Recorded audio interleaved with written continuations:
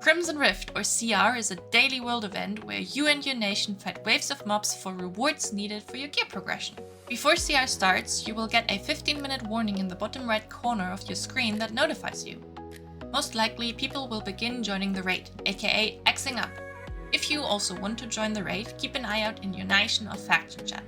The raid leader will tell you what you have to type. However, the default choice here is XCR. Once you are in the raid, it's now time to travel to its location. In Harania, that is the community center in Yinister, and in New Year, that is the community center in Sunistone Mall. Here you'll find the Nui's Shield Soldier, or Recruiter. Talk to him to receive 3 quests, creatively named Crimson Rift 1, 2, and 3. These quests will require you to kill a certain amount of mobs in each wave. Now it's time to follow your raid to the location where the rift will spawn. In Harania, there are 2 places where it can appear.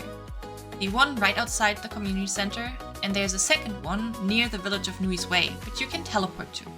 However, usually the raid waits outside the community center, and then they teleport together if the rift spawns in the other location. In New Year, there are 3 locations where the rift can spawn. However, you will not have to teleport to any of them. The raid will group up here, and then travel together with the rift to its final location.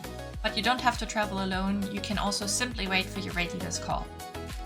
The rift itself is a huge red angry cloud in the sky. And once the in-game time reaches 12:03, the rift arrives at its final location and will begin spawning waves shortly. Kill these mobs with your raid.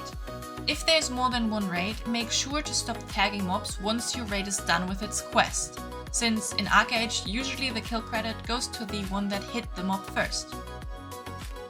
Once you're done with your 3 quests, don't leave, there's more. 2 Hounds of Curious will spawn, and you will automatically be receiving a 4th quest. If you are in a guild, make sure that your guild quests are open, since this will also count as a world boss slain. Killing these bosses with a full raid is quite easy. Just make sure to stay within 5 meters of it or you will do no damage. If your gear is on the squishier side, stand behind it, you will receive less damage here. Now let's talk quest rewards. As you can see, for the first 3 quests you will receive honor and XP. What honor is will be covered in a different video, however you will need it for your gear progression. The last quest rewards you with a Hound of Curious Soulstone. Unfortunately, this is a useless item and you can sell it without worrying. You will also receive some XP in the form of Adventurous Growth Stones, some Gilder Stars, and some Clear Symphonium Shards, which uses will be explained in a different video as well.